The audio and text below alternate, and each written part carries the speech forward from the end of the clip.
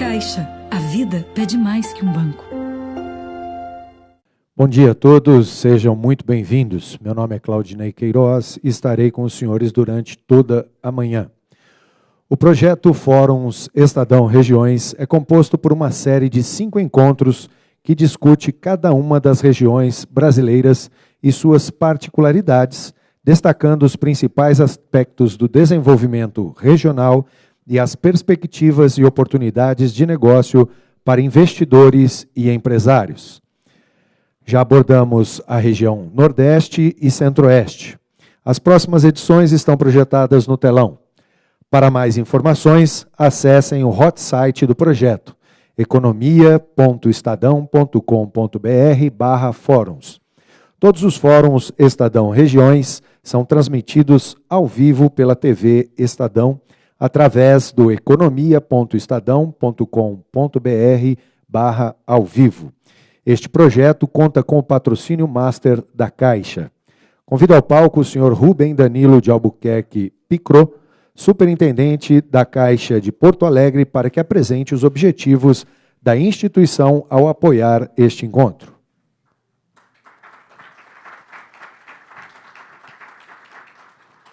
Muito bom dia a todos e a todas.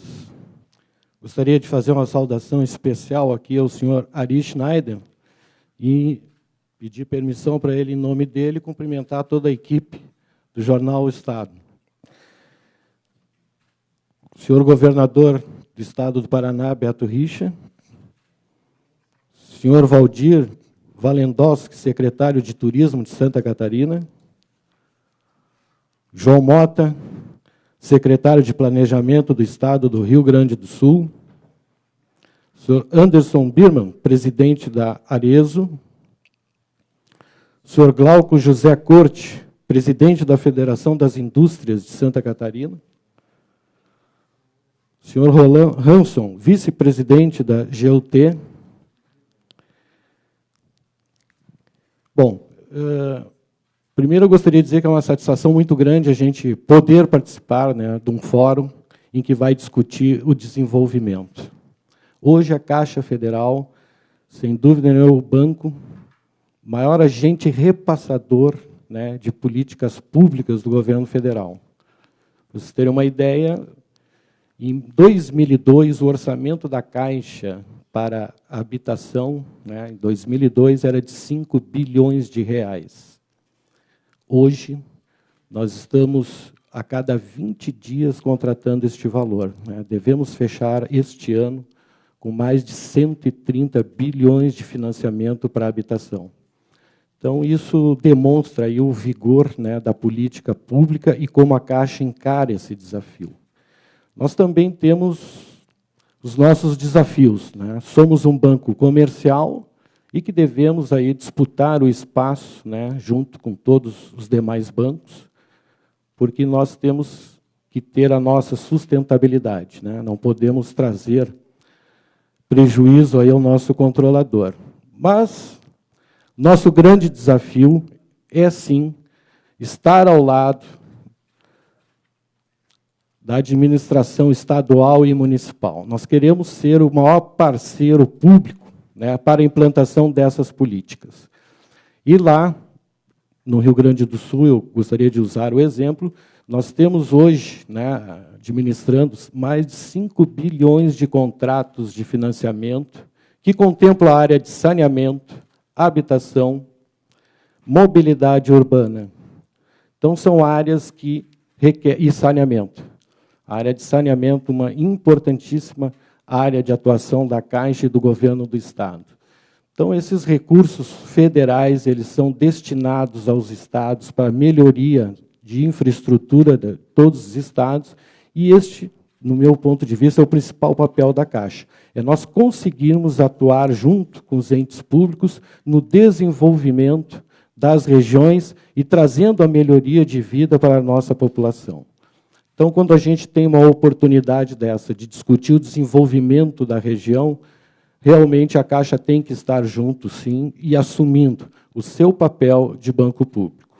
Então, eu gostaria de saudar a todos aqui em nome da Caixa, né, agradecer essa oportunidade e desejar aí um grande evento para todos nós. Muito obrigado.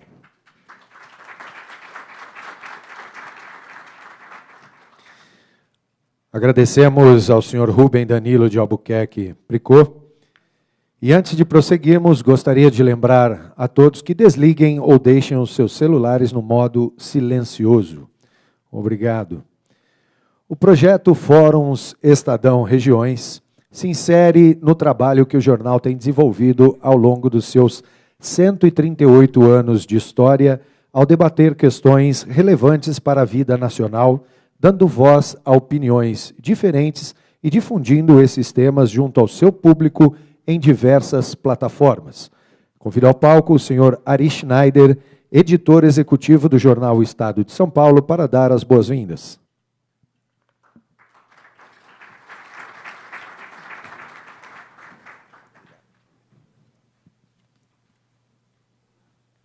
Bom dia a todos e a todas. Eu sempre ouvi dizer que o púlpito é o terror dos baixinhos. Felizmente, esse púlpito não chega a criar grandes problemas para mim. Senhor governador, senhores secretários, senhores representantes do setor privado,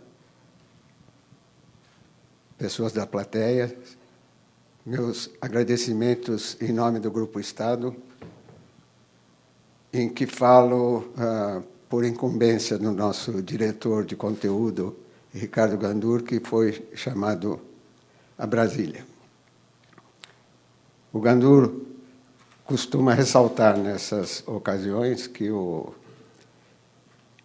eventos como este fórum, que faz parte da série de fóruns regionais, e de outros, como o da série Brasil Competitivo, representam uma forma de abordagem dos assuntos de interesse nacional diferente das formas convencionais. Por esse formato, nós abordamos as questões em múltiplas plataformas, no impresso, na rádio, na TV Estadão, que está transmitindo agora, e com uma ampla cobertura ao vivo, em tempo real, pela Agência Estado. Além de um caderno especial que vamos fazer circular na próxima segunda-feira, com os melhores momentos destes debates e outras reportagens sobre a região sul do país. Desejo a todos um bom debate e muito obrigado.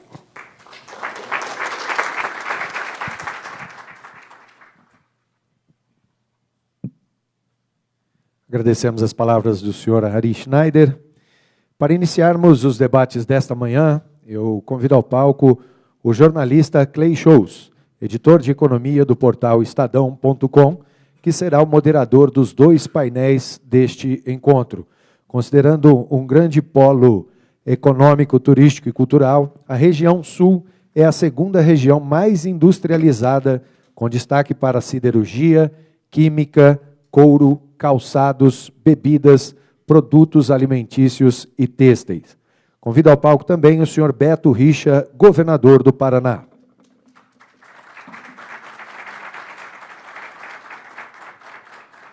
Senhor Valdir Walendowski, secretário de Turismo, Cultura e Esporte do Estado de Santa Catarina.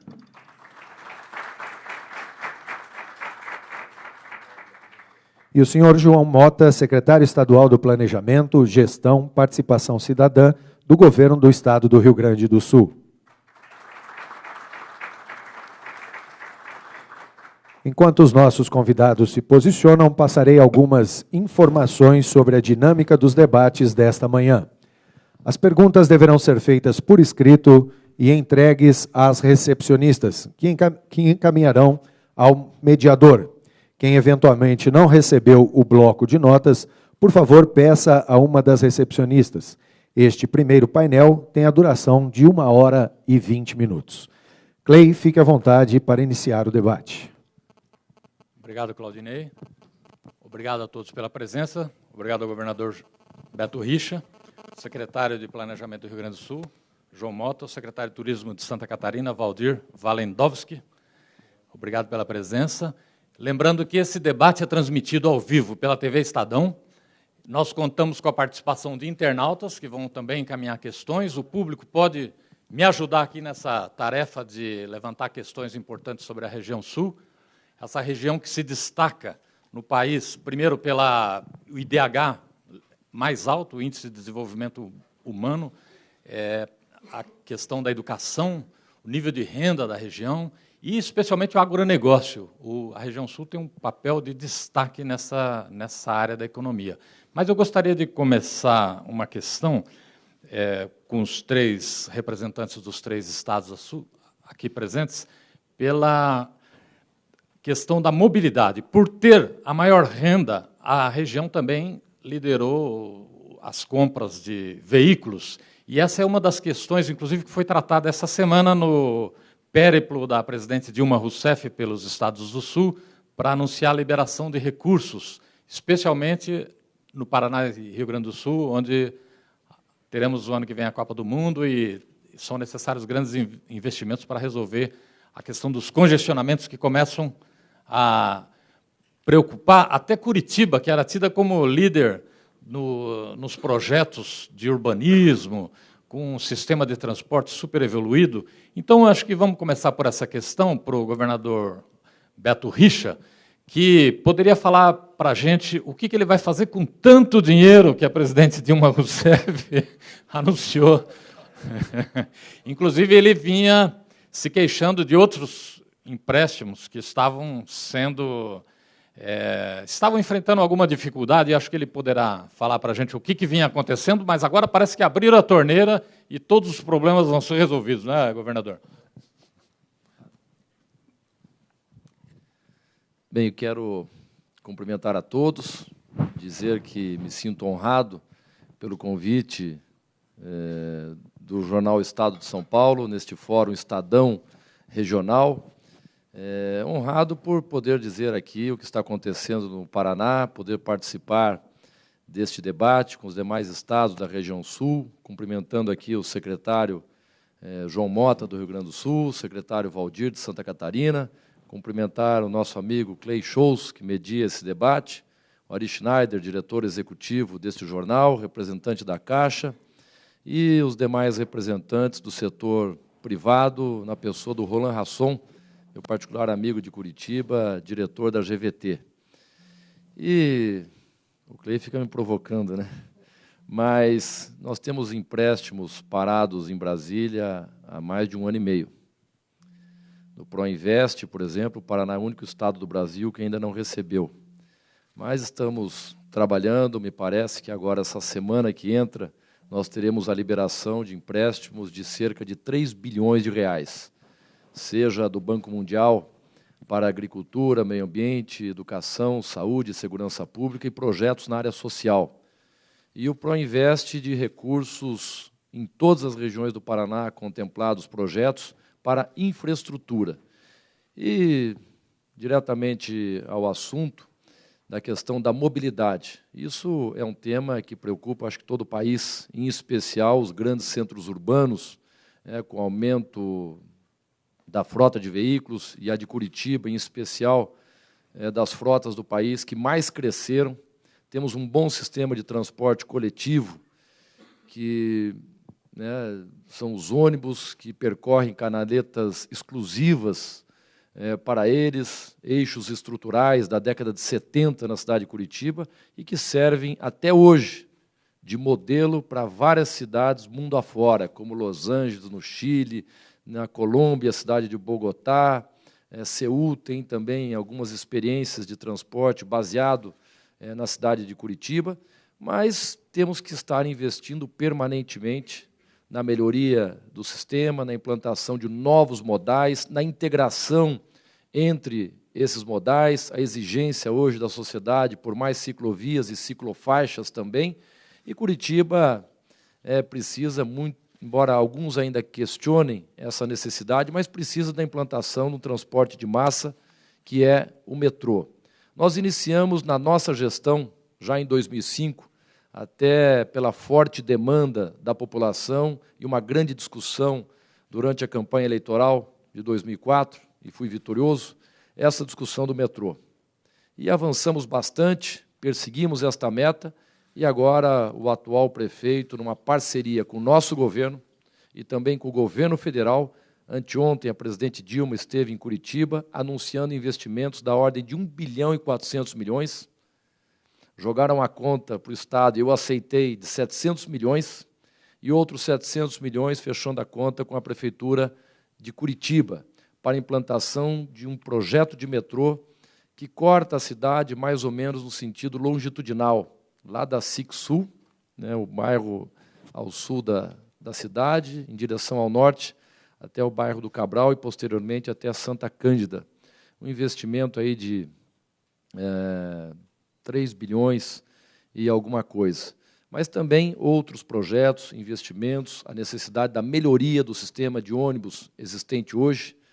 Tanto é que, quando eu assumi a Prefeitura de Curitiba, em 2005, nós iniciamos uma discussão e chamamos, numa reunião em Curitiba, os principais prefeitos do Brasil. Lá estiveram, em 2005, início do ano, o prefeito José Serra de São Paulo, o Fernando Pimentel de Belo Horizonte, o João Paulo, prefeito do Recife, na ocasião, o presidente da Frente Nacional dos Prefeitos, e vários outros prefeitos, cidades grandes e médias do Brasil e do Estado do Paraná. E discutimos lá a necessidade de melhorias do sistema, a questão dos subsídios, a questão das gratuidades, mas, em especial, a necessidade de desoneração de tributos que incidem sobre a passagem de ônibus. Tributos federais, por exemplo, chegam a cerca de 20% do preço final da passagem. E encaminhamos lá a Carta de Curitiba, assinada por todos os prefeitos presentes, ao presidente da República, então o presidente Lula. E não tivemos até então resposta. E agora a presidente Dilma resolveu desonerar esses tributos para contribuir com a redução da passagem de ônibus, que já tinha reduzido, sem a ajuda de nenhum outro governo, seja estadual ou federal, a passagem de ônibus quando fui prefeito. Uma passagem mais acessível, são trabalhadores, são donas de casa, são estudantes que se utilizam desse meio de transporte e precisam ter uma passagem mais acessível e uma tarifa mais justa. Agora, como governador, e tinha pedido, então, ao governador Requião, que nos negou a isenção do ICMS sobre o diesel, e nós garantimos no Paraná, antes das manifestações das ruas. Foi o único estado do Brasil a reduzir a passagem de ônibus nas linhas ali da região metropolitana, sob a gestão do Estado, e com a isenção do ICMS sobre o óleo diesel, permitir que os prefeitos das maiores cidades do Paraná pudessem reduzir a tarifa de ônibus. E depois das manifestações, a população cobrando na rua, vários governos e prefeitos reduziram a passagem de ônibus e o governo federal também a isenção dos tributos federais. Governador, mas só voltando à questão dos empréstimos.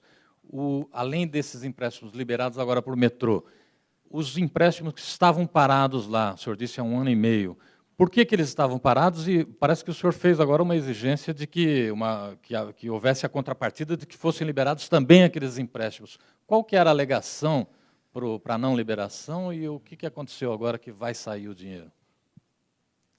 Pois é meio difícil de responder essa, porque todos aqui acho que podem imaginar que o Paraná não tem a pior situação fiscal, muito menos de endividamento do país, mas é o único estado que está com os empréstimos bloqueados na Secretaria do Tesouro Nacional.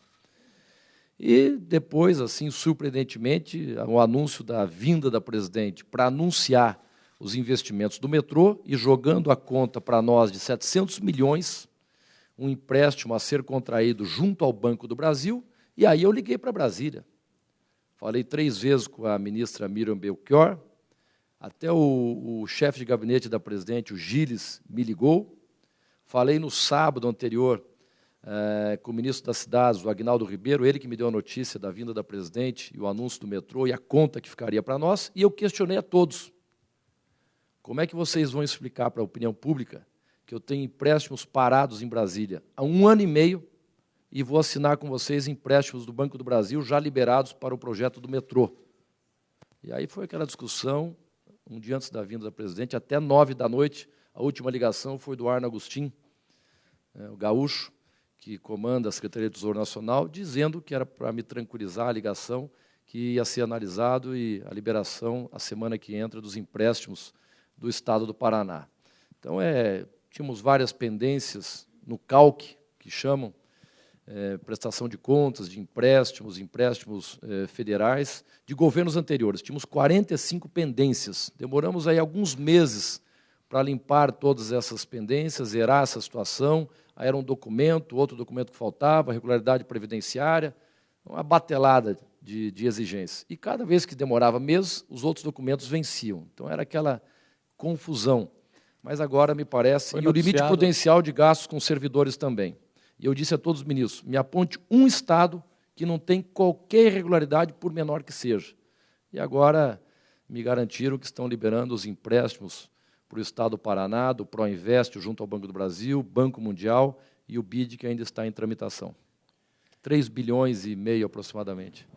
Deixa eu perguntar, então, para o secretário do Planejamento do Rio Grande do Sul, João Mota, que também vai ser beneficiado com empréstimos também para a questão da mobilidade. Como é que vão ser aplicados esses recursos? Quais são os projetos e quanto tempo será que a população começa a ter os benefícios desses investimentos? Ok, eu queria saudar a todos, parabenizar o Estadão pela oportunidade, pelo evento. Isso traz, aporta uma reflexão importante para os grandes temas que são, evidentemente, já objeto de difíceis exercícios nos estados, nas prefeituras e a nível nacional. Creio que, portanto, o Estadão, com isso, mais uma vez, demonstra o seu papel ativo, proativo, de buscar soluções. Duas observações sobre o tema, apenas aproveitando a brecha da fala do governador. Eu acho que essa questão do transporte tem um tema que, ora volta, ora vai, mas que talvez fosse um tema que também deveria ser enfrentado no Brasil, que é o chamado os segredos da planilha de cálculo da tarifa, né? Enquanto nós tivermos essa metodologia, na nossa opinião, no Estado, dificilmente o efeito da redução de impostos vai gerar lá no usuário do transporte o efeito que nós desejamos.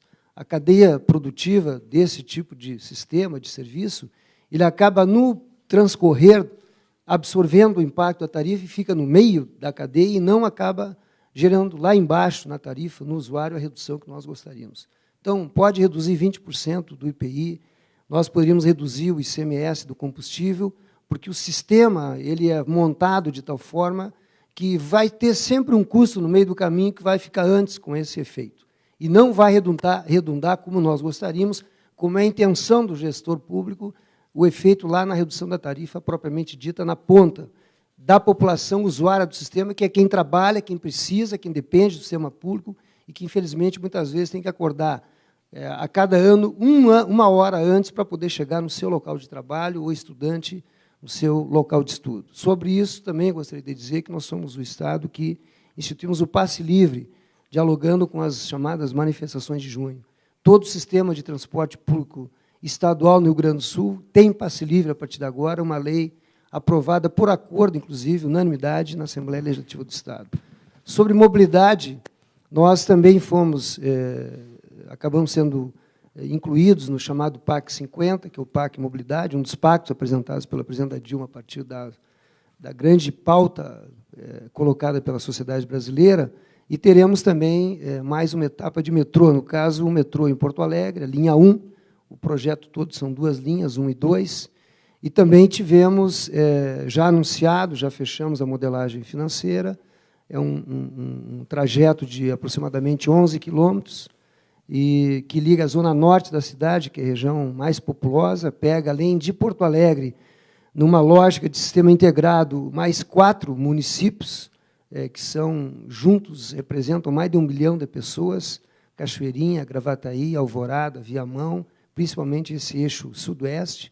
Portanto, teremos uma qualidade no sistema que integra os 2 modais, rodoviário e metrô, a partir desse projeto que implica hoje, na fase de construção, no CAPEX, como se fala, aproximadamente 4 bilhões e 800 milhões. A modelagem, 1.770 bilhões União, OGU. O Estado assumiu também um empréstimo de 1.080 bilhões, a Prefeitura um empréstimo de 670 milhões, e o parceiro privado a responsabilidade de incorporar também no CAPEX 1 bilhão e 32 milhões de reais. Portanto, uma operação que envolve, nessa fase, aproximadamente 4 bi e 800 milhões. Estamos esperançosos, já estamos abertos, aproveitando aqui a oportunidade, anunciando aqui para os investidores, convocando-os a avaliar a proposta. Já estamos com prazo aberto para, até o dia 18 de novembro, analisar os consórcios e empresas que aportarem propostas. Temos todo interesse em recebê-los, esclarecer todas as informações sobre o projeto. Criamos, inclusive, essa fase preparatória para evitar aventuras, uma vez que se trata, de fato, do investimento, eu diria, de grande porte, uma intervenção complexa, metrô urbano não é fácil. Portanto, essa cautela nós acordamos com a Prefeitura e também com o Governo Federal. Então, teremos esses 30 dias para análise de propostas e depois abriríamos os 90 dias da PMI. O modelo é PPP, portanto, estamos aqui também apresentando uma oportunidade, digamos, de negócios. É um projeto que já tem recursos garantidos nessa fase.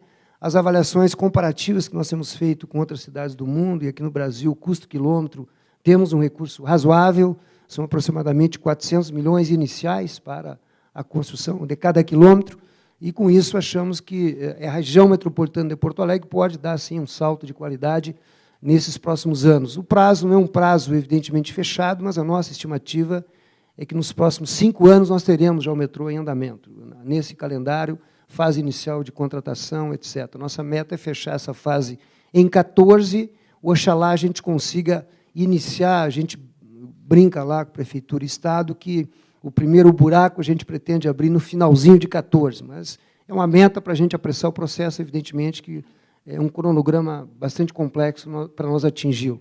A outra observação que eu gostaria de fazer sobre mobilidade, rapidamente, é que, além desse investimento âncora, que, juntamente com a Transurb, que já é uma linha de metrô metropolitana, trem de superfície, que liga toda a região metropolitana, hoje, praticamente, é o grande modal que estrutura o sistema. Nós já temos também aprovados, junto à União, mais 700 milhões de recursos, mediante empréstimos, a Caixa é parceira desses empréstimos, para os chamados corredores, no PAC Mobilidade anterior. Então, nós vamos intervir hoje, vamos viabilizar, estamos em fase de contratação, e criando aproximadamente mais de 100 quilômetros, na verdade, de corredor e faixa exclusiva, para exatamente alimentar esses grandes troncais, que é a Transurb e a futura linha do metrô. Então, todas as cidades da região metropolitana de Porto Alegre terão um sistema de corredores ou faixas exclusivas que integram as duas grandes linhas que entroncam praticamente o sistema de transporte metropolitano. Portanto, eu falo aqui do passageiro que vem das vilas, literalmente, lá do fundo de Novo Hamburgo, São Leopoldo, Esteio, Sapucaia, no outro eixo, Cachoeirinha, Gravataí, Alvorada e Viamão, e que entroncam ou nos VLTs, que a Prefeitura está contratando, ou nas duas linhas, na nova linha de metrô e na Transurb já existente. Portanto, é um grande sistema, é um projeto que já existe há 20 anos, desenhado, e que agora a gente, com esses PACs, mobilidade, os 50, consegue, de fato, pelo menos nessa parte de obra viária, aliás, de mobilidade, obra de mobilidade, viabilizar mais uma etapa. Evidentemente que tem uma etapa mais complexa aqui, que a gente já está discutindo com as prefeituras, os senhores sabem disso, é o processo de integração tarifária, sistema de integração de gestão, consórcio, assim por diante. Mas, como temos bons exemplos no Brasil, como é o caso, apenas para citar 2, Recife e Goiânia, que já integraram o sistema, nós vamos trabalhar para isso a partir desse próximo período. Obrigado, secretário. Gostaria de perguntar para o secretário Valdir Walendowski sobre essa mesma questão da mobilidade em Santa Catarina, que tem um problema específico lá, o trânsito lá, nas épocas de férias, fica muito complicado. Então, tem um trânsito sazonal também, quando tem aquela invasão de argentinos em Santa Catarina.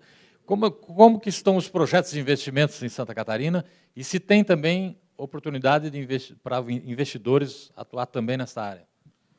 Primeiro, bom dia a todos. Obrigado pela oportunidade de estar aqui junto com os vizinhos, amigos e parceiros do Rio Grande do Sul e do Paraná, o governador e o secretário de Planejamento, e dizer que vizinho e parceiro, e nessa questão do turismo, grandes consumidores do produto turístico de Santa Catarina. Então, para nós é uma oportunidade muito boa de estarmos juntos, e nessa questão a gente também tem um trabalho muito conjunto com os estados do Sul, e aí eu incluo na questão do turismo Mato Grosso do Sul, que é parceiro nosso também no CODESUL, onde nós estamos fazendo um trabalho muito grande, inclusive nessa questão ajudando o Brasil, até porque no receptivo internacional, né, que conta muito esse número e a defasagem do turismo internacional, de saída do brasileiro com a entrada do estrangeiro no Brasil, a contribuição do sul do Brasil pela questão do argentino, do paraguaio, do uruguaio, do chileno, boliviano e peruano, nós temos aí uma movimentação receptiva de aproximadamente 45% do mercado nacional é do sul do Brasil. Então, é super importante esse tema, também não só da mobilidade com relação a todos os níveis de transporte, mas também com relação a essa questão da entrada de recursos do turismo internacional, já que ela é considerada como exportação. Mas dizer que nós não somos sede da Copa do Mundo, nós somos fora dessa questão, mas nós somos um receptivo também, naturalmente, do Brasil com relação à Copa do Mundo. A gente está trabalhando nessa questão e temos vários investimentos, e aí não só na questão da capital, naturalmente que o problema maior de trânsito hoje é na capital, que é Florianópolis, até porque Florianópolis é recortado pela BR-101, que é o eixo troncal do Mercosul, né, no Brasil. E, para vocês terem uma ideia, na BR-101, que corta Florianópolis, há uma movimentação de veículos, de 120 mil veículos por dia. E é complicado, é uma situação complicada. É uma rodovia federal, né, ela é privatizada, é a Autopista Litoral Sul, e é onde o investimento tem que ser feito pelo concessionário.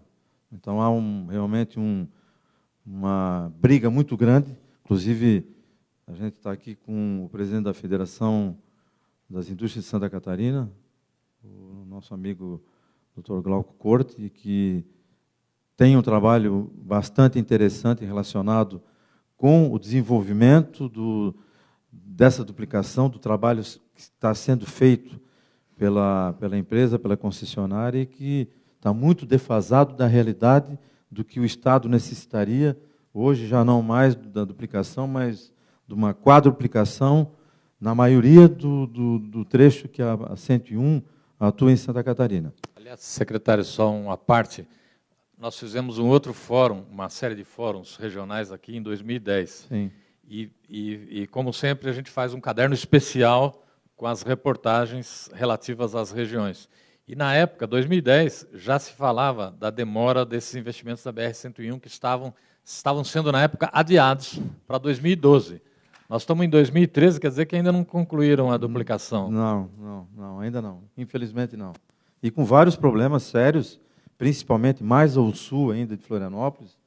São regiões onde se chama um certo trecho, o famoso Morro dos Cavalos, que é no município de Palhoça, isso dá 30 quilômetros além de Florianópolis, e que há uma discussão em função da área ambiental, né, porque tem lá uma situação de índios que, inclusive, não são de Santa Catarina, mas que se instalaram lá, e é um trabalho maluco que não se pode tirar, não se pode mexer, não duplica. Semana passada aconteceu um grave acidente rodoviário ainda, envolvendo ônibus, envolvendo caminhão, envolvendo automóvel, nesse trecho.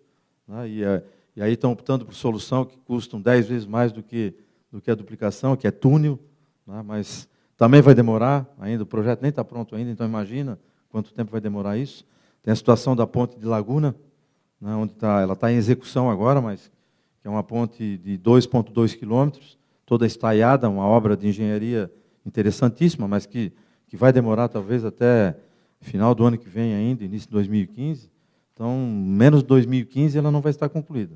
Então, realmente é um problema muito sério, e que em Florianópolis a solução é um contorno viário, que seria bem antes de Florianópolis, ele estaria a alguns quilômetros antes de Florianópolis, no norte de Florianópolis, para poder contornar e sair após Florianópolis, na cidade de Palhoça, que naturalmente vai demorar um bom tempo ainda. Mas esse projeto é federal ou É federal, porque a rodovia é federal. Mas voltando ao Estado, né, é um investimento muito grande, nós chamamos do programa Pacto por Santa Catarina, é um investimento que chega a quase 9 bilhões de reais. E aí não é só na questão de Florianópolis, até porque há investimentos também em Florianópolis, e nós temos uma característica um pouco diferente de uma aglomeração urbana bastante grande, como é o caso de Curitiba, e a Grande Curitiba, e Porto Alegre, a Grande Porto Alegre. Nós não temos esse volume de pessoas, então a característica de Santa Catarina ela é bem diferente dos outros dois estados do Sul. Então, nossos investimentos nessa questão do Pacto por Santa Catarina, eles são distribuídos por todo o estado de Santa Catarina. Então, há uma peculiaridade em função desses aglomerados urbanos que são menores, mas que também começam a ter problemas em função do volume de automóveis, de caminhão, enfim, de todo esse sistema de transporte modal no Brasil, que é através de rodovias, né, e a gente tem deficiência muito grande relacionado com outros modais. Então, os investimentos no Pacto por Santa Catarina, eles não estão concentrados em função das aglomerações que não são tão grandes, mas começam a se ter polos, né, definidos, como é o caso na região de Blumenau, a região de Joinville, a região sul em Criciúma, Chapecó, e os investimentos têm que ser feitos por todo o estado de Santa Catarina. Então, essa é uma situação. Investimentos também perto das áreas portuárias. Nós temos 5 portos em 200 quilômetros, né, e aí começa também a ter uma movimentação de carga muito grande, principalmente na região de Itajaí, Navegantes, onde há uma concentração de exportação bastante elevada. Nós somos, Itajaí e Navegantes é o segundo polo de container do Brasil, né? Isso sobrecarrega toda a cidade, toda a BR-101, porque esses portos estão nesse eixo da BR-101. Começa a ter também um trabalho muito grande agora na questão do Porto de São Francisco do Sul, Porto de Itapuá, com investimentos muito grandes, inclusive a fábrica da BMW, ela está situada no norte do estado de Santa Catarina, e uma concentração bastante grande de investimentos em torno da BMW, uma exportação e importação muito grande também de cargas, não só aí na questão de container, mas também de outros tipos de cargas. Então, esses investimentos do estado de Santa Catarina, eles têm que ser moldados de uma forma a atender diversas regiões do estado. Mas o estado está ciente de toda essa mobilidade que tem que ser atacada. Nós temos que evoluir nisso e fazer com que a gente possa, através desses investimentos, melhorar essa condição de logística, inclusive para baixar o custo, né, de toda a movimentação de carga, que influi diretamente na composição da planilha, do custo dos produtos que são produzidos e que são importados ou exportados através de Santa Catarina. Obrigado, secretário. Gostaria de perguntar para o governador Beto Richa sobre os investimentos que estão chegando ao Estado. Recentemente, a Renault-Nissan anunciou um grande investimento e alguns outros estão sendo anunciados. Mas, no caso da Nissan, o presidente mundial da Nissan, que é brasileiro, Carlos Ghosn, quando ele anunciou esse investimento, ele disse que, se fosse no governo anterior do Requião, ele não iria anunciar o investimento. Eu gostaria de saber do governador como é que estão esses investimentos e o que é necessário fazer para atrair investimento externo, tomando por base esse exemplo. Bem, hoje nós temos no Paraná o maior ciclo industrial da nossa história. E quando assumimos o governo, já nos deparamos com uma dura realidade, que precisamos inverter essa situação, onde o PIB do Paraná, até 2010, crescia abaixo da média do PIB nacional.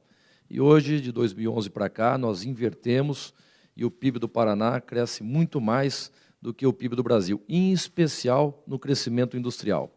Quando assumimos o governo, nós pegamos todas as propostas, programas de outros estados, de incentivos fiscais para atração de investimentos, porque sabíamos que ia entrar numa ferrenha disputa para a atração desses investimentos.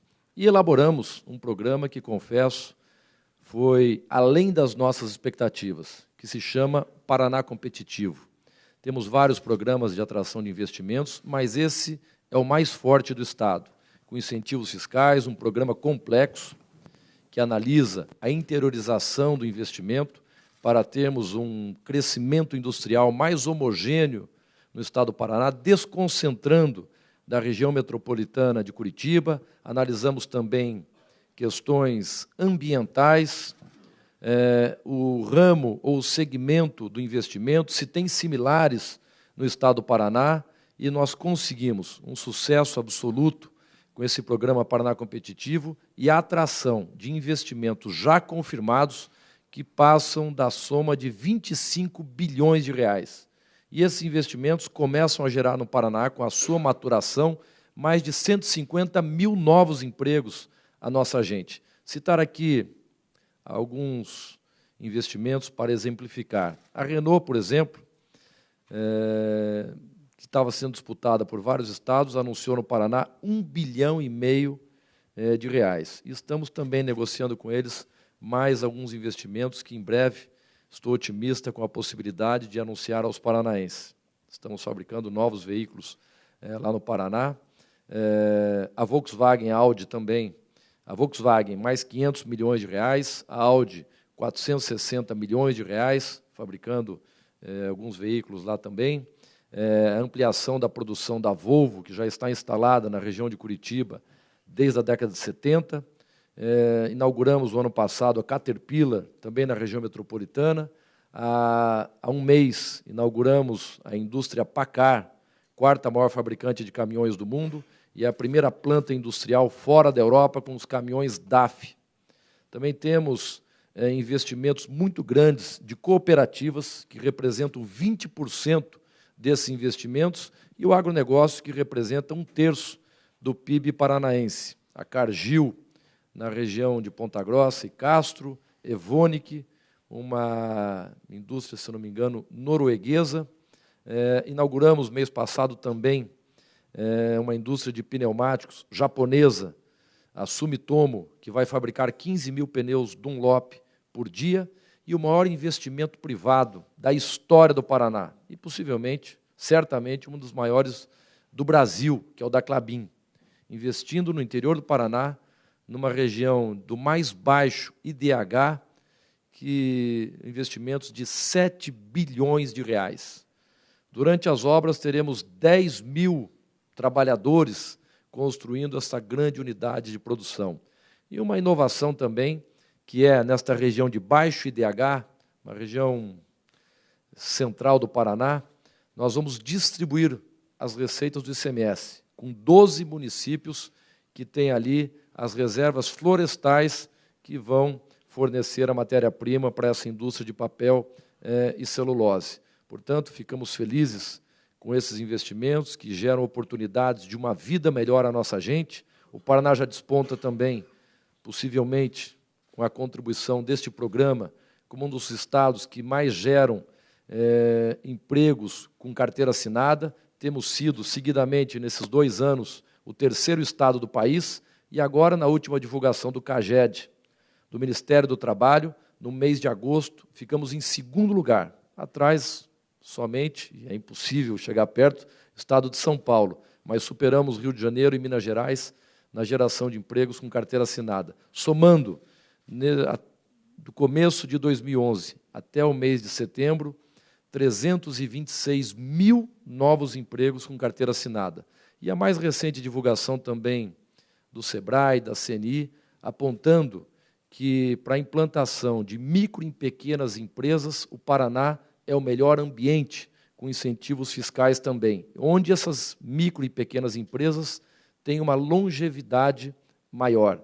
Então, acertamos nesse programa, gerando riquezas para todas as regiões e municípios do estado do Paraná, e, como eu dizia, nós conseguimos homogeneizar esses investimentos, investindo fortemente com este programa nas nossas cooperativas, que geram mais de 1 milhão de empregos à nossa gente, o agronegócio que tem salvo a balança comercial brasileira dando superávit, inclusive no ano passado, com um crescimento muito baixo do PIB nacional, menos de 1%, o agronegócio cresceu mais de 5%, se eu não me engano, 5,9%. Ou seja, se não fosse o agronegócio, o PIB do Brasil seria negativo.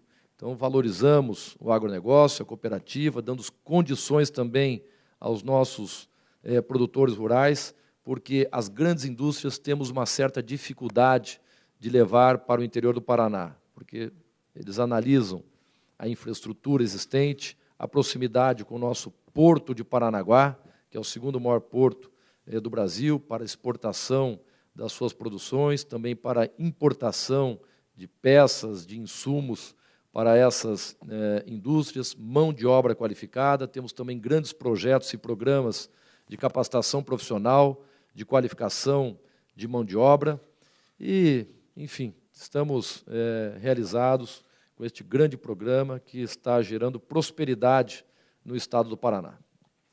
Perguntar para o secretário João Mota a respeito de investimentos também que o Estado está recebendo e que tipo de incentivo ou condições de investimento o Estado precisa oferecer para conseguir atrair investimentos. Então, o Rio Grande do Sul, como os senhores sabem, é um estado com uma economia bastante diversificada, com uma dinâmica econômica, portanto, bastante, digamos, forte e não dependente, digamos, de um setor exclusivamente, embora o setor primário ele tenha um peso bastante forte pela tradição e pela qualidade, de fato, que hoje já prevalece na grande maioria. E um sistema também cooperativado. Hoje o Rio Grande do Sul representa 30% aproximadamente do que se produz em agricultura familiar, portanto, em alimentos no Brasil. As operações de crédito do Banco do Brasil, praticamente 1/3 do Brasil é lá. Então, tem uma tradição muito forte. Então, inclusive, nesse governo, coordenado pelo governador Tarso Genro, nós criamos uma secretaria de desenvolvimento rural exclusivamente para dar atenção para esse produtor. E criamos, a partir desse guarda-chuva, vários programas, como programas de mais crédito, programas, agora incorporamos o Programa Nacional de Armazenamento de Silos e Armazéns e colocamos o nosso banco, a agência do Banrisul, que é um banco importantíssimo, né, no curto prazo, né, para viabilizar e atrair investimentos. Portanto, adotamos como estratégia, exatamente ao contrário do período anterior, a ideia de retomar o papel do Estado como indutor do desenvolvimento. Na nossa opinião, esse foi o grande erro cometido nos últimos anos, na última década, daria para dizer, com governos anteriores. Não se trata aqui de culpar A ou B, mas isso foi não apostar numa estratégia compatível com essa dinâmica econômica já existente.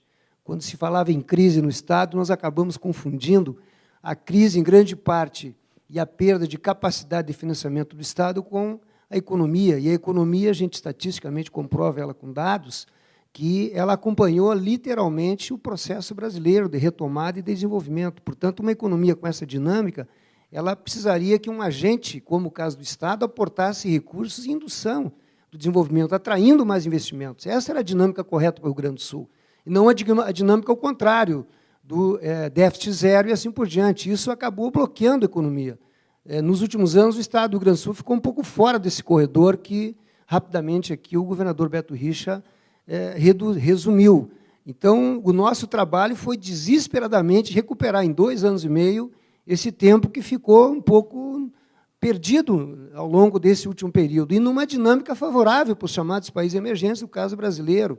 Então, isso exigiu de nós que, assim como os demais governadores, corrêssemos imediatamente, assim que assumimos o governo, para repactuar o nosso espaço fiscal junto à União para contrair empréstimos. E lá nós estamos tendo um problema ao contrário. O governador Tarso Genro gosta de dizer isso, que nós estamos com dificuldade de gastar os empréstimos que já contraímos.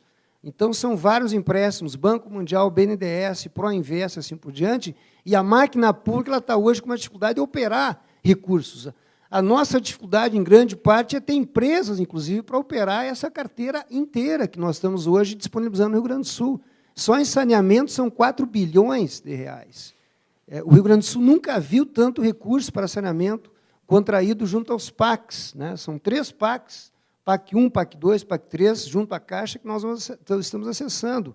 Diariamente, nós recebemos empresas para tentar ver como agilizar o acesso e as contratações. Essa é a nossa grande dificuldade.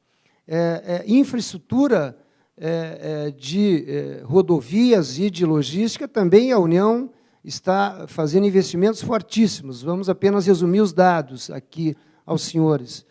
Investimentos privados, nós temos hoje uma carteira já de em torno de 28 bilhões de reais. Vou dar 2, 3 exemplos só de contratos firmes e já em andamento. 3 exemplos. A celulose rio-grandense, não sei se era por causa do governador ou não vem o caso, mas ela, coincidentemente, está negociando há 2 governos e retomou no nosso governo, agora, há 3, 4 meses atrás, um investimento de 5 bilhões, duplicando a planta existente no município de Guaíba. Então, isso é um investimento altíssimo para o Rio Grande do Sul. Nós temos, aliás, uma das maiores reservas de florestas no Rio Grande do Sul. Né? É um ativo enorme, um ativo que vale bilhões. E nós, enfim, essa área foi incentivada nesses últimos anos, e estamos lá agora com esse ativo, portanto, em boa hora, a celulose rio-grandense resolveu retomar e ampliando a sua planta. Tivemos também a boa notícia do Polo Metal Mecânico de Caxias, através da Marco Polo e Randon, que são referências, aliás, internacionais hoje. Nessa região, nós temos hoje 3 bilhões, aproximadamente, de investimentos de ampliação, novas fábricas, assim por diante. É uma região que, inclusive, o governador tem tido uma atenção especial.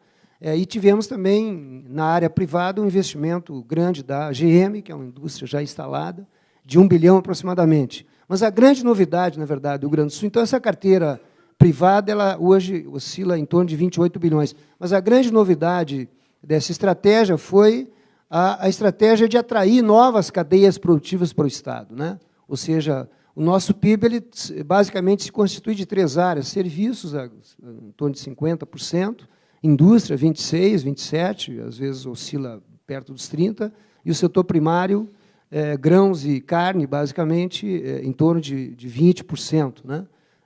17%. Bom, nós, além dessas cadeias produtivas, nós tivemos um forte trabalho de atração de novas cadeias produtivas, e 2 delas eu gostaria de destacar também, rapidamente, a título de exemplo, que é a indústria naval, que não existia no Estado. O Estado entrou, a partir de 2011, de cabeça na disputa com outros estados que estavam na nossa frente. Cita-se aqui, com mérito, aliás, dos estados, Bahia, Pernambuco, Ceará e assim por diante. Não vou nem falar do Rio de Janeiro. E a nossa pretensão hoje é ser o 2º polo naval do Brasil. A nossa carteira de contratos firmes em Rio Grande, e agora temos um 2º polo em Charqueadas, é de aproximadamente 7 bilhões já de contratos firmes. E a segunda novidade no Estado é a energia eólica. Nós disputamos também os leilões, e estamos hoje com um leilão em torno de 4 bi, 2 bi e meio já de contratos firmes, mais 1 bi e meio de novos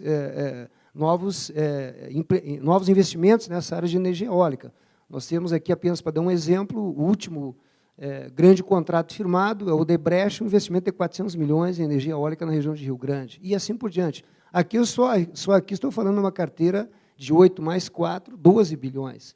E isso tem uma interferência na dinâmica econômica do Rio Grande do Sul, porque não existiam esses investimentos, muito grande. Portanto, essa combinação de você proteger o já existente e também ampliar, atraindo novos investidores, na nossa opinião, era uma estratégia compatível com essa dinâmica econômica existente. Para isso, eu destaco rapidamente apenas 3 instrumentos que são muito fortes no Estado e que a gente ampliou.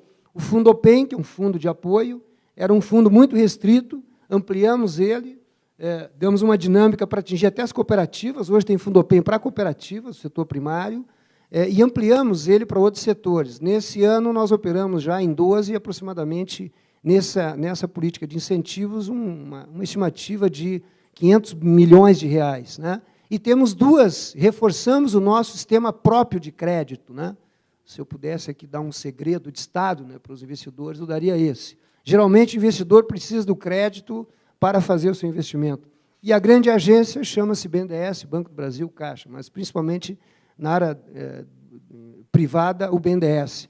Para você contrair um empréstimo BNDES, o tempo de maturação, vamos aqui falar um prazo apenas, enfim, uma hipótese, 1 ano. Nós dispomos lá de 2 agências próprias do Estado, que são fundamentais para o curto prazo, que é o Banrisul, que não foi privatizado, é um banco com controle do Estado. Nós, esse ano, já disponibilizamos, via o Banrisul, 4 bilhões de reais, reforçamos o banco, fizemos uma capitalização, inclusive, externa do banco. O banco hoje tem, nessa faixa, condições de aportar recursos de curto prazo Apenas para dar um exemplo, a última grande conquista do Estado, que foi a Foton, que é a maior fábrica de caminhões do mundo, chinês, foi fundamental a decisão de nós aportar, no curtíssimo prazo, 40 milhões para a Foton, via o Banrisul. E um outro agente importante do banco, que era a antiga agência de fomento, que, por decisão também do governador Tasso Genro, nós capitalizamos via o BNDES, na operação de crédito grande que nós temos com o BNDES, e transformamos em banco. Pois esse banco, antiga agência, hoje é o chamado Badesul, ele operou nesse ano já uma carteira de 1,5 bi, exatamente nesse tipo de aporte de curto ou de médio prazo.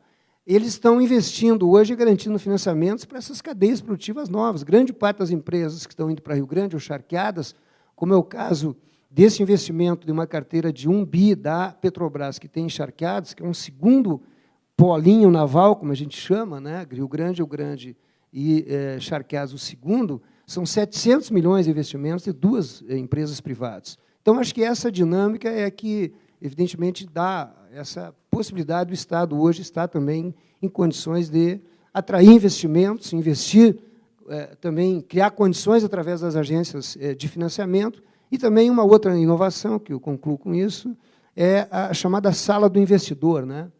Que é uma experiência inédita, onde você reúne numa sala do investidor, o investidor e todos os órgãos públicos que têm a ver com aquele investimento.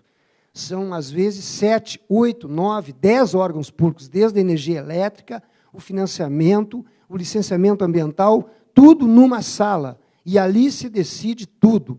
É a sala do investidor. Isso tem dado ao Estado uma dinâmica de agilizar, de fato, essa fase que, muitas vezes, é muito burocratizada mesmo, e fragmentada, né? É um desenho que isola, muitas vezes, a análise dos processos. Então, eu creio que essas inovações, juntamente com inovações que a gente está acompanhando aqui pelo relato do governador e também do secretário de Santa Catarina, dão, evidentemente, aos estados do Sul esse potencial de atrair investimentos e de interferir, de fato, na dinâmica econômica mais geral do país. Obrigado, secretário João Mota.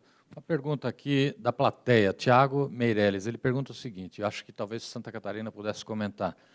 Existe um trabalho conjunto dos 3 estados, em específico na vigilância sanitária, animal e vegetal, porque, para ter segurança na fronteira, ele cita aqui a vasta área de fronteira e o risco da aftosa. Eu acho que o secretário poderia comentar, porque Santa Catarina é o único estado do Brasil livre de aftosa sem vacinação. É o único estado que pode exportar carne para os Estados Unidos e para o Japão. Imagino que talvez o Estado tenha essa preocupação em relação às fronteiras, especialmente com outros países, né? Isso é uma situação bastante privilegiada para Santa Catarina, e, sem dúvida, um cuidado enorme com relação às fronteiras e um trabalho conjunto também com os 2 estados do Sul. A gente espera, né, que, num certo curto período de tempo, a gente possa ter o Sul liberado, né? Não é só a questão só de Santa Catarina. Isso é um trabalho que vem sendo feito há algum tempo, com as nossas agências que cuidam desse setor específico relativo a essa sanidade agrícola e pastoril, e que, com certeza, cada vez mais, nós temos que ter os investimentos feitos nesse setor, porque isso nos dá uma certeza de longevidade com relação às indústrias que estão instaladas não só em Santa Catarina, como nos outros estados do sul do Brasil. O Porto de Itajaí hoje é o maior exportador de carne do Brasil, né, e em função dessa condição. E, cada vez mais, os investimentos têm que ser feitos para que nós possamos fazer com que os nossos produtos estejam realmente fora dessa conotação, dessa qualidade, principalmente da alimentação de Santa Catarina e do sul do Brasil. É super importante isso, foi bom ter sido feita essa pergunta, que até para o Brasil isso é super importante, fazer com que as nossas exportações sejam cada vez mais profícuas, né? Como o governador falou, nós temos necessidade de exportar cada vez mais. E o mundo precisa de alimentos.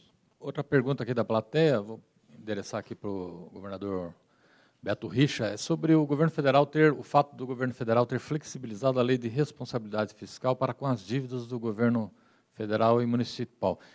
Na verdade, houve uma recente negociação do governo federal de reduzir, aliás, aumentar a capacidade de endividamento dos estados, né? Eu gostaria de saber do governador o que significou isso em termos de aumento da capacidade de caixa para realizar novos investimentos.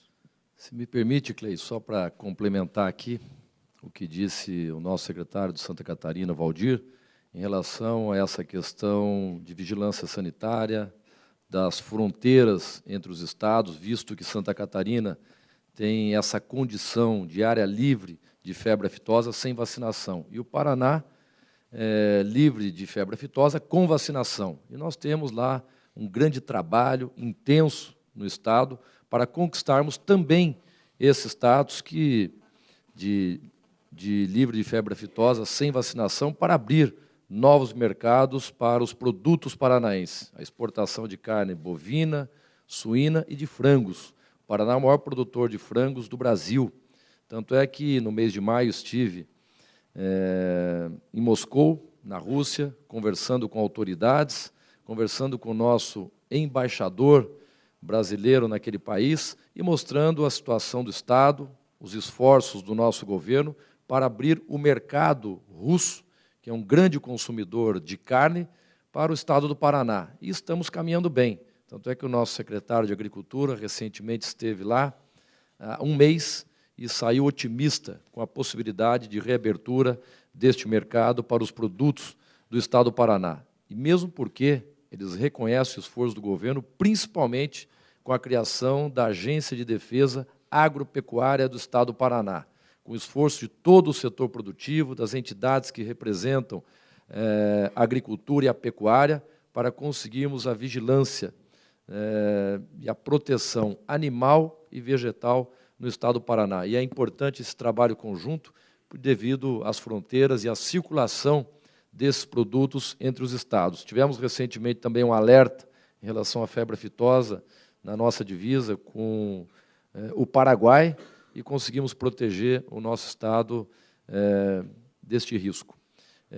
Em relação à pergunta aqui formulada, dessa mudança de indexador de índice que corrigem o estoque da dívida dos estados, eu acho que demorou até para acontecer, porque os estados acabam sendo sufocados na sua capacidade de investimentos, sobretudo em infraestrutura, que é um gargalo crítico deste país. Todos têm visto a perda de competitividade do Brasil por falta de investimentos em infraestrutura. Esse é o chamado custo Brasil, né? Esses dias assistia num canal fechado depoimento de especialistas mostrando, por exemplo, que a soja produzida em Sorriso, no Mato Grosso, é exportada por Santos, quando poderia ser exportada no porto pelo norte do Pará, mas por falta de rodovias que pudessem garantir essa ligação, percorre um trajeto muito maior, encarecendo a nossa produção e, consequentemente, perdendo competitividade em relação aos mercados externos. E o Brasil precisa retomar a capacidade de investimento dos estados, que podem contribuir nessa direção, mas estamos sufocados diante da grande dívida que nós temos contraídas com a União. E é uma coisa, assim, inaceitável, porque, veja só, quantos empréstimos a União faz para o setor privado, para outros países, com juros inferiores. E o governo tem sido, e aqui não vai uma crítica a este governo, aos governos anteriores também, nada mais do que um agiota dos estados e municípios. Eu vou citar o exemplo do Paraná, e dos demais estados são similares os exemplos, porque tivemos já várias reuniões de governadores para juntos pressionarmos e reivindicarmos a mudança desses indexadores, e agora o Congresso dá um grande passo, ainda não é o ideal, mas avançamos bastante. A dívida do Paraná, por exemplo, ela é corrigida pelo IGPDI mais 6%. Um exemplo, eu acho que em 98, 97, por aí, o Paraná contraiu uma dívida junto à União de 5 bilhões de reais para o saneamento do antigo Banco Estadual, o Banestado. Nós já pagamos nesse período 10 bilhões de reais, da dívida de 5, e devemos outros 9 bilhões e meio. É uma bola de neve, é impagável, e nós temos consequências seríssimas de falta de recurso para novos investimentos nos estados. Então, não é justo, né, nós temos aí juros exorbitantes e uma dívida impagável entre os estados. A mudança do indexador agora, do IPCA, mais 4%, certamente é um avanço importante, muito embora não mexe no estoque da dívida, que ainda é muito alto para todos os estados. Frei, eu só queria fazer uma intervenção, se possível, né, de voltar à questão da zona livre de febre aftosa e de dizer que o grande passo que Santa Catarina deu foi quando juntou a iniciativa pública com a privada para fazer esse trabalho. A partir daí é que houve um consenso de um trabalho conjunto, buscando isso com visualização ao mercado internacional, e aí aconteceu essa mudança onde a gente conseguiu essa liberação para a venda de produtos para o mundo. Trabalhou então, junto com os produtores. Exatamente. Isso é que foi o caminho mais correto que houve e nos deu essa condição. Obrigado, secretário. Uma pergunta aqui para o secretário João Mota, do Rio Grande do Sul, do Leonel Aguiar, que está aqui na plateia, do Instituto Opus Mare Marítimo. Ele pergunta o seguinte: temos um projeto de ensino em pesquisa de cabotagem e docagem a ser implantado no balneário de Quentão. É isso? Quentão? Existem projetos do governo do estado nessa área marítima? Aliás, uma questão bem interessante. Se as estradas não ficam prontas nunca e vivem congestionadas e as pontes não são construídas, por que o Brasil não usa esse imenso litoral para navegação de cabotagem, navegação costeira, especialmente o Rio Grande do Sul, que está entrando na área naval? Não seria uma solução transportar os bens sem pedágio, sem congestionamento? Eu acho que não há dúvida que a alternativa desses outros modais, como hidrovias e essas que estão sendo propostas, até a própria ferrovia, né, que no Brasil que já cumpriu um papel, anos atrás, muito mais significativo, que hoje se observa um processo de retomada, são fundamentais. Nós temos, hoje, junto com o governo federal, a análise da hidrovia do Mercosul, aliás, apenas a título de exemplo, que é uma hidrovia que cumpre já há muitos anos uma expectativa, etc., mas que vai cumprir, de fato, do ponto de vista da estruturação do sistema de transporte, tanto de cargas como também de passageiros, que poderá ser uma grande novidade. É uma hidrovia importantíssima, ela atravessa praticamente o centro do estado até Rio Grande, o projeto, na verdade, é até Montevidéu, e hoje a gente, de forma conjunta com o Ministério dos Transportes, DENIT, já se encontra numa fase em que o projeto está praticamente sendo aprontado na fase técnica mais importante, que é a análise, de fato, da sua viabilidade, né? E pretendemos ainda, até 2014, junto com a União, retomar esse projeto, que é no Rio Grande do Sul, de fato, o mais significativo. Ele ligaria esse tipo de transporte desde o centro do estado, o município de Cachoeira do Sul, passando também por esse polo econômico de Charqueadas, Porto Alegre, Guaíba, toda a chamada Costa Doce do estado do Rio Grande do Sul, como é o caso de outros municípios que também estão num forte processo de retomada de desenvolvimento, como Jaguarão, TAPS, linkando o Rio Grande e, a posteriori, Montevidéu. Portanto, propostas como essa que estão sendo pautadas aqui, o Estado tem todo interesse em conhecê-las, me coloco à disposição para receber os senhores, conversarmos sobre isso. Achamos que é uma alternativa, assim, correta. O Rio Grande do Sul tem já estudos, né, de alguns anos da própria Fiergs, que é a Federação das Indústrias, que dão conta de uma carência, de uma necessidade, nesses últimos anos, que precisaríamos, pelo menos, de investimentos acima de 15 bilhões na área de logística e infraestrutura. Felizmente, parte desses investimentos estão começando a acontecer. Nós, hoje, em obras só do governo federal, em acordo com o governo do Estado, em duplicações e novas estradas, temos em obras o anel rodoviário de Pelotas, eu gostaria de incluir, que é um fluxo importante, a duplicação da 116 Porto Alegre-Pelotas, na medida que o trecho Rio Grande-Pelotas está praticamente pronto, são 5,5 bilhões já de investimentos. Estamos, nesse momento, em análise conjunta com o Ministério dos Transportes e DENIT de mais 3,5 bi. E estamos com expectativa de que a presidenta Dilma, na próxima ida ao Rio Grande do Sul, anuncie o edital da segunda ponte do Rio Guaíba, que, como os senhores sabem, é um ponto de estrangulamento gravíssimo, né, na ligação da região metropolitana com o interior do Estado, né? Então, já estamos analisando uma rodovia nova no interior do Estado, na região das Missões, que é uma das regiões que mais produz grãos do Estado, que é a região de Santa Rosa, Santo Ângelo. numa ligação direta a Santo Ângelo de Santa Maria. Hoje, todo esse processo de transporte de grãos daquela região vem por uma única via, não tem jeito. Essa via está totalmente superada do ponto de vista da sua capacidade. Portanto, nós vamos criar, com essa estrada, um outro corredor, um outro eixo para o transporte ir a Rio Grande com mais facilidade e agilidade, e outros investimentos na própria região metropolitana, né? Apenas gostaria de destacar, ainda nessa parte de logística, também as iniciativas do governo federal. Nesses empréstimos que nós referimos aqui, tem pelo menos 1 bilhão, que são recursos dos empréstimos para recuperação da malha viária do Estado, são CREMAs, né, Programas de Recuperação de Vias. O Rio Grande do Sul tem 7 mil quilômetros de estradas próprias. Há uma década, pelo menos, que nós não temos programa próprio, permanente de manutenção. Estamos contraindo agora um modelo do Banco Mundial para iniciarmos, estamos praticamente iniciando licitação, governador, agora nessa virada de mês, o primeiro trecho, são 180 quilômetros da região de Erechim, que é uma região também que explodiu economicamente, é um dos polos industriais mais em desenvolvimento hoje no interior do Estado, juntamente com Passo Fundo. Então, aquela região vai ter o primeiro investimento de recuperação e manutenção de vias, e também temos os acessos municipais, né? O Rio Grande do Sul aí tem um recorde comparativamente a Santa Catarina e Paraná, que a gente não gosta muito de mencionar, mas senão os senhores podem achar, pô, não tem problema nenhum lá no Estado.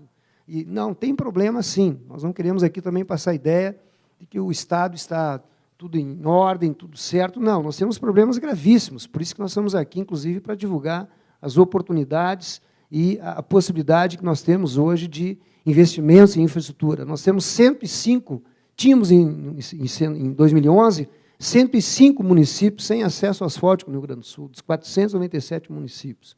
O senhor governador Tarso Genro colocou como meta zero dos recursos próprios ou fonte externa nos empréstimos, finalmente tem um programa no Estado, e o programa é de 600 milhões para nós resolver pelo menos 70% desses casos.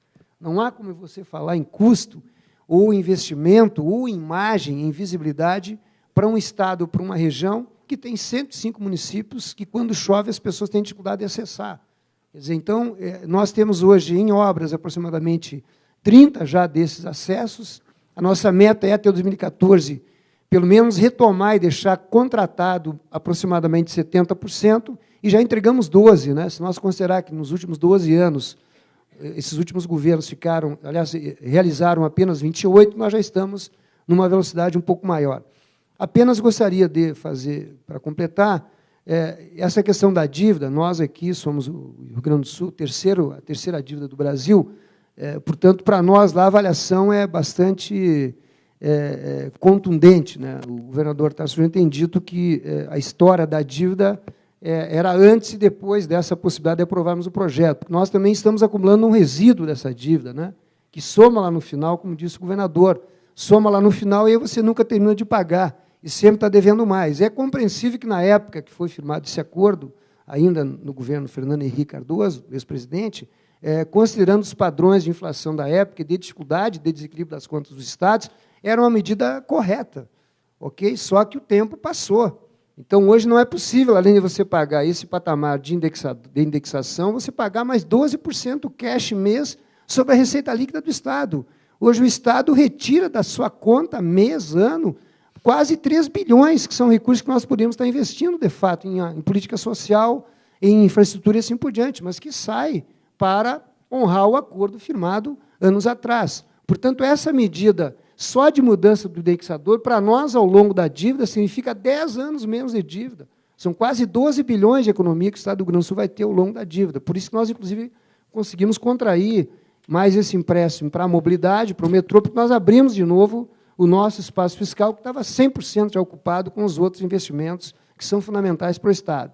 Então, embora as dificuldades da realidade, a estratégia que nós estamos trabalhando no Estado, por decisão do governador, nós não, como diz o gaúcho lá no Sul, tem um ditado que diz, quando tem muita dificuldade e alguém fala isso, aí a gente brinca, pô, você está chorando as pitangas. Mas o governador resolveu ser ousado, não ficar reclamando da sorte, chorando as pitangas. Foi ao mercado, tem viajado muito, aliás, estamos preparando agora em dezembro mais uma missão à China, queremos atrair os investidores da China para investir em infraestrutura no Estado. Quem sabe com o governo federal nós não atraímos investidores externos e internos para investirmos na hidrovia.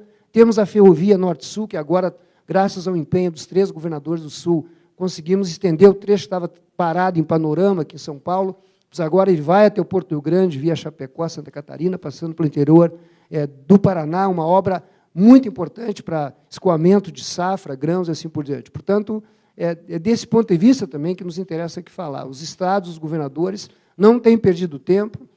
Essa gestão, já praticamente estamos fechando aqui o 3º ano, mas posso dizer que nós lá já ocupamos no 1º ano praticamente todo o nosso espaço fiscal repactuado. O nosso espaço permitia, na época, um limite de 4,5 bilhões, está todo ele ocupado. Estamos agora, inclusive, até para dar conta do equilíbrio fiscal, contraindo mais um empréstimo junto ao Banco Mundial, só para equilibrar contas, mas os recursos de investimento estão todos eles usados e assim por diante.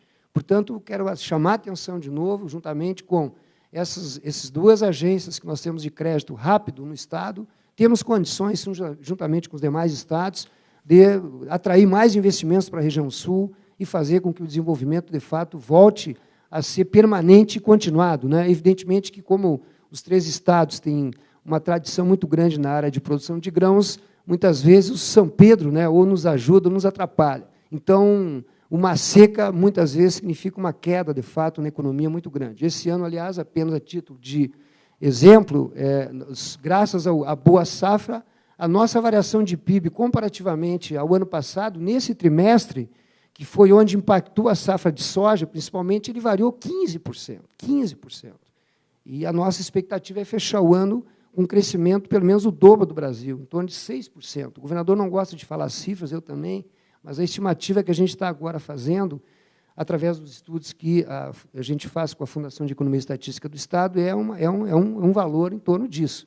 Então, são estados com muito potencial econômico e, evidentemente, que nós temos que, para suprir, não ficar dependendo da boa vontade do São Pedro, ter programas também permanentes de infraestrutura hídrica, de armazenamento de água, de programas, e isso também nós já criamos nesse governo, que são programas que incentivam o pequeno produtor a ter pequenos açudes, pequenos depósitos de água para, no inverno ou no verão, ter alternativa de irrigação. São programas de irrigação que nós estamos lançando. Nós temos dados estatísticos sobre produção de milho, né, que, irrigado, ele produz 2, 3 vezes mais, aliás, do que o modelo tradicional. Portanto, temos linha de crédito também no Banrisul para os produtores que quiserem comprar infraestrutura de pivôs, assim por diante, fazerem armazenamento de água já de média escala e assim por diante. E estamos acessando também o PAC Irrigação do governo federal com a construção de pelo menos mais 4 barragens no estado. Retomamos 2 que são fundamentais, na região da fronteira, que é onde tem um problema gravíssimo já de ciclo de chuvas, né, com a retomada de 2 barragens, Taquarembó e Jaguari, e agora estamos com expectativa de que consigamos já anunciar mais 2 agora, na sequência, antes do final do ano. Secretário Valdir Walendowski, não sei se o senhor poderia comentar essa questão do endividamento, embora não seja a sua área específica, mas como representante do Estado, a questão do aumento da capacidade de endividamento do Estado, ou uma questão também muito importante que envolve Santa Catarina, o Estado posicionou-se contra o acordo no CONFAS, que está sendo proposto pelo governo para reduzir as alíquotas e tentar acabar com a guerra fiscal. Não sei se o senhor poderia comentar esse assunto da guerra fiscal. Bom, com relação a endividamento, são todos iguais, né? Tanto como o Paraná falou e o Rio Grande do Sul, com certeza a gente vai ganhar também um fôlego, principalmente nessa questão de investimento, porque todo recurso que se tinha era para pagar a dívida, né? Nós estávamos totalmente trancados com relação a isso. Inclusive, esse pacto para Santa Catarina, com investimento aí quase de 9 bilhões, ele também veio em função desse repactuamento da dívida e que o Estado possa fazer esses financiamentos, né, tanto a nível nacional como a nível internacional. Banco Mundial, BIRD, BNDES, Caixa Econômica, Banco do Brasil, essa composição é que deu certo. E na questão de guerra fiscal, a gente sempre diz lá em Santa Catarina, né, cada um tem que se mostrar o mais competitivo possível. Essa que é a realidade. Né? Nós buscamos, de uma forma bastante coerente, fazer com que, principalmente o parque fabril já instalado, com todos os segmentos industriais e comerciais, eles têm que ter sobrevida, né, em função de um investimento já da iniciativa privada instalado, e que nós temos que arrumar as soluções para que essas empresas tenham longevidade, né? O Estado está crescendo, né, como o Paraná, como o Rio Grande do Sul, né, nós estamos crescendo, fazendo esse trabalho, ajudando o país. O nosso recorte industrial e comercial, ele não se fixa somente numa atividade, né, nós não temos assim um lado só, ou só agrícola, ou só metal mecânico, não, nós temos o metal mecânico, nós temos o agrícola muito forte, apesar do nosso território ser pequeno, nós temos 1,13% do território nacional, mas nós somos a quinta economia, quinta e sexta, às vezes variando na sétima, mas estamos ali com relação ao país, então nós somos um estado altamente produtivo, nós temos o segundo polo de ferramentaria do Brasil, primeiro é São Paulo, segundo é Santa Catarina, naturalmente ajudado pelo Paraná, porque tem um polo automobilístico muito grande, né, e é situado na região de Joinville, né, os investimentos que estão sendo feitos pela BMW, pela GM, com uma fábrica de motor já em operação e a outra de transmissão, né, ajuda muito nisso.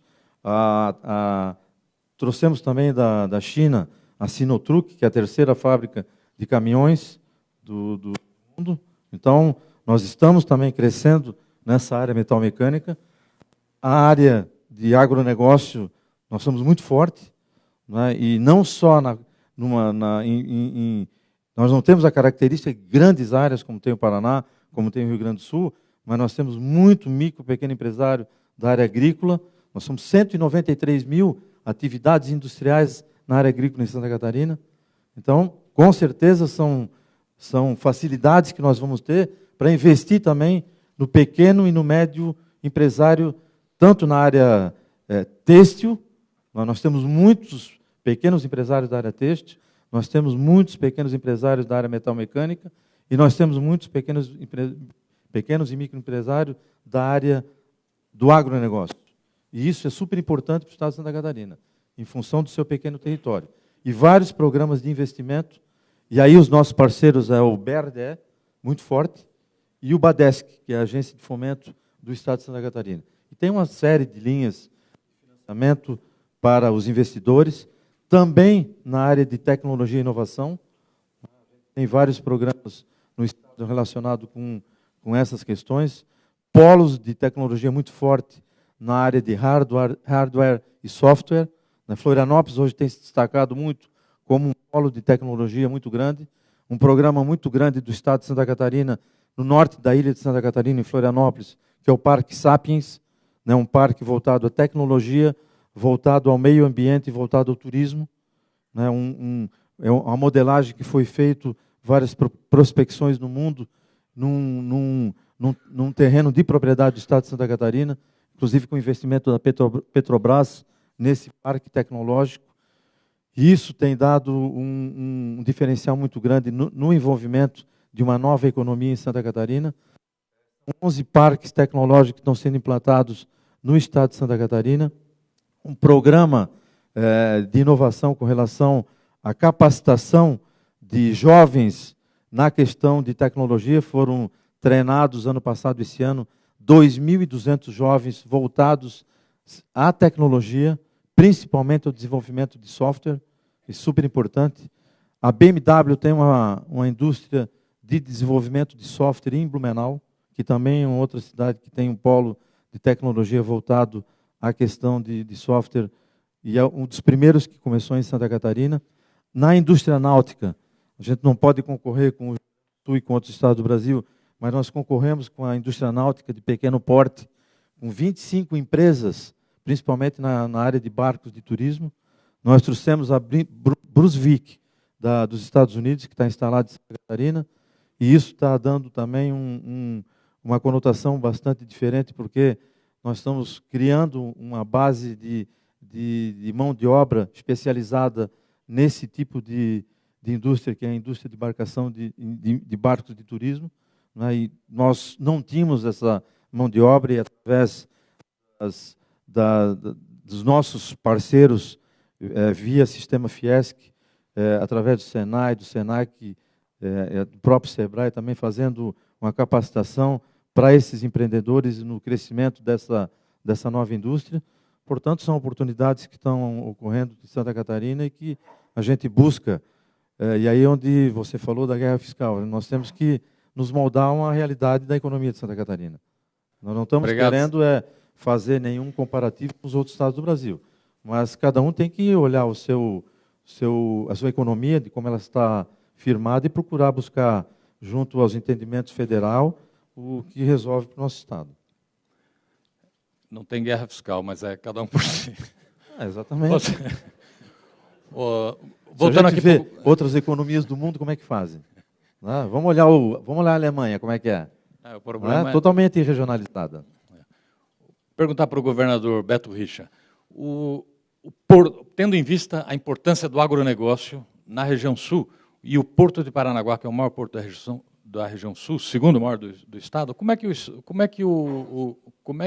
segundo do país, os problemas das filas, como que foi resolvido e o que mudou da gestão do governo anterior, quando o porto era, inclusive, dirigido pelo irmão do governador, e havia várias acusações lá, o que mudou no Porto de Paranaguá e o que está sendo feito para tentar resolver esse problema da perda de competitividade do produto agrícola brasileiro na hora de colocar ele no porto?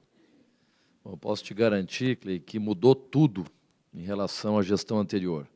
Nós tínhamos conhecimento, ouvíamos a reclamação de operadores no porto, a reclamação de produtores rurais, a reclamação de exportadores, era geral, né? A gestão, dizer o mínimo, né, temerária. Tanto é que houve operações da Polícia Federal, ex-superintendentes foram presos, alguns operadores da mesma forma, e assumimos com esta necessidade de uma mudança radical no modelo de gestão para o Porto de Paranaguá. Lembrando a importância desse porto para o Paraná e para o Brasil. É o segundo maior porto do país, é o maior porto exportador de grãos do Brasil e é importante para reduzirmos o custo de produção. E nós mudamos a gestão radicalmente, colocando lá um grande técnico, um homem reconhecido nacionalmente como um grande conhecedor de gestão portuária no Brasil, com uma visão de gestão portuária mundial e que, de fato, conseguiu uma mudança, atendendo às expectativas de todos aqueles, todo o setor produtivo, que precisa de um porto mais eficiente, um porto mais moderno, com melhores resultados. Lembrando também que, para atrair os investimentos para o Estado do Paraná, não foi apenas o programa Paraná Competitivo, porque o maior desafio do Estado era retomar a confiança com o setor produtivo, a confiança com os investidores, e também era necessário segurança jurídica, era necessário diálogo e os investimentos em infraestrutura, todos elementos avaliados por aqueles que querem investir no Brasil, estão em busca de melhores oportunidades entre as ofertas dos estados brasileiros. E uma das questões também foi a agilidade e a melhoria da eficiência do Porto de Paranaguá. Você lembrou bem a questão das longas filas para o desembarque no porto. Vimos este ano, fartamente, na mídia nacional, as filas quilométricas no Porto de Santos. Como nos anos anteriores, também víamos as filas no Porto de Paranaguá. E ninguém percebeu, porque muitas vezes a mídia, quando as coisas vão bem, não dão o mesmo destaque quando tem que fazer alguma acusação de algo que está errado, está irregular.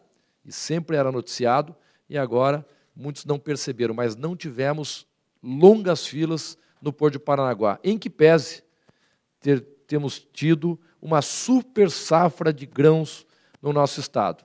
Por quê? Uma gestão competente, que integrou todos os agentes na busca dessa eficiência. Tivemos um planejamento onde envolvemos as cooperativas, os produtores rurais, com várias entidades que representam o agronegócio no estado, reuniões com as concessionárias de pedágio, nas praças de pedágio, material explicativo. Tivemos também a melhoria dos acessos ao Porto de Paranaguá, ampliação do pátio de triagens e um planejamento perfeito para o desembarque no nosso porto, inclusive com senhas. E uma das questões que abordei com a presidente Dilma, quando no início do ano ela esteve na região oeste do Paraná, e nós a acompanhamos num dos maiores eventos do agronegócio do Brasil, que é o Show Rural na cidade de Cascavel, e disse a ela essa questão portuária. E por que as grandes filas? Pela falta de logística no Brasil, pela falta de depósitos, silos e armazenagem. O que acontece hoje? Um produtor colhe a sua safra e não tem de armazenar. O que ele faz? Põe em cima do caminhão e manda para a estrada. Esta a maior razão das longas filas para o desembarque de grãos dos nossos portos. E nós conseguimos avançar.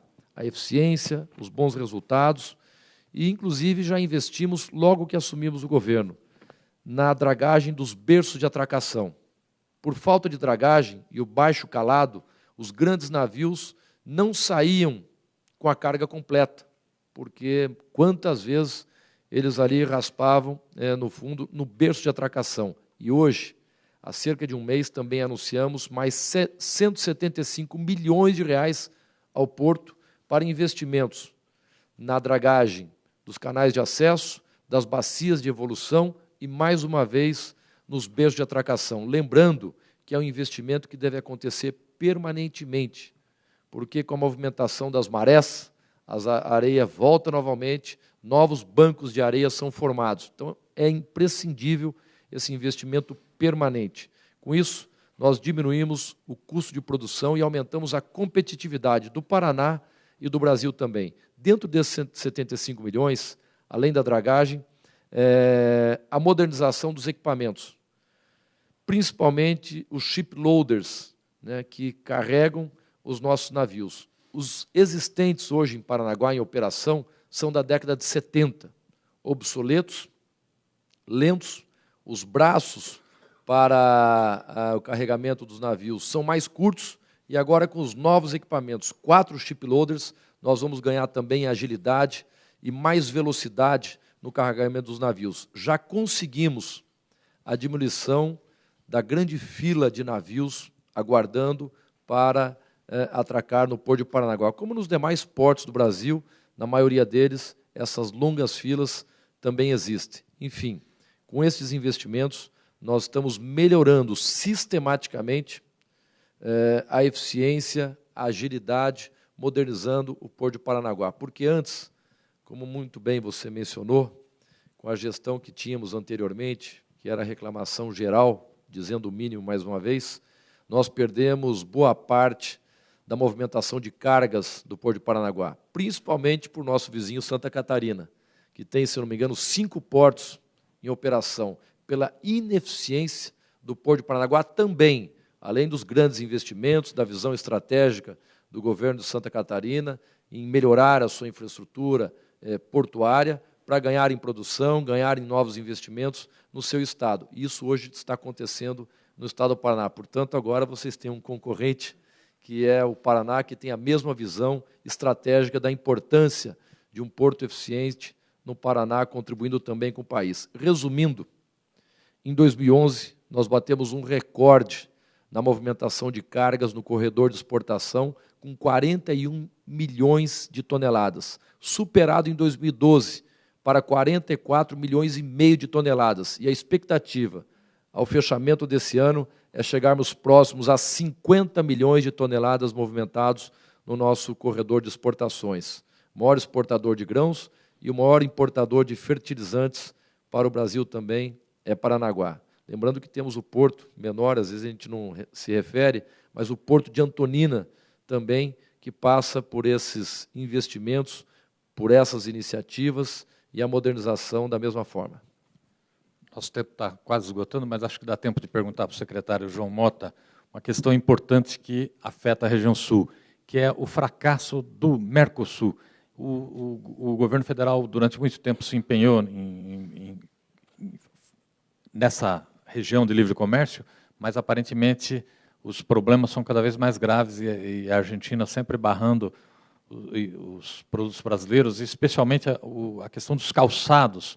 E o Rio Grande do Sul tem o maior polo calçadista do Brasil. Gostaria de saber como o Estado vem resolvendo esse problema e como é que se supera essa dificuldade de negociação. Nosso tempo está esgotadíssimo. A nossa colega lá está mostrando 0 minutos. Então, o senhor tem 30 segundos. Obrigado. Se vira nos 30. Obrigado. Não, eu acho que a pauta, aliás, o Mercosul, eu acho que é uma questão de pauta, né, de agenda, né, de agenda. Eu acho que nós teríamos que, os estados, enfim, o próprio país, o governo brasileiro, eu acho que teria que redimensionar mais a agenda. Eu acho que uma agenda geral de caráter diplomático, institucional, etc., mas eu acho que tem uma agenda mais de cooperação econômica, né?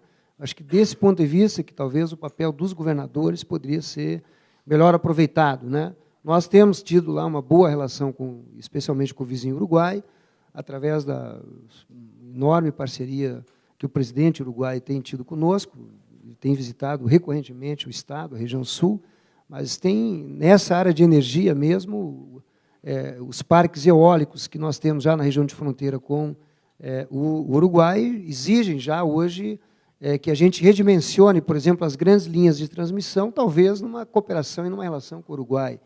Ferrovia, idem, internet, banda larga, idem, apenas para dar exemplos rápidos, e também nessa área da hidrovia. Então, só aqui teríamos, pelo menos, do ponto de vista de cooperação econômica, pelo menos 3 agendas importantíssimas, só com o Uruguai.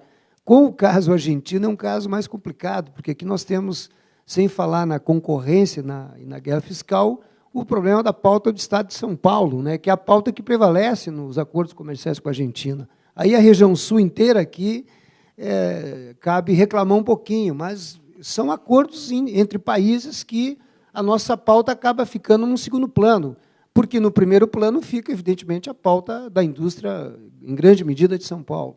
Então, o nosso calçado paga por isso, pede por isso. Nem por isso nós vamos desistir, ao contrário. Nós estamos apoiando muito a indústria do calçado, pela tradição, pela força.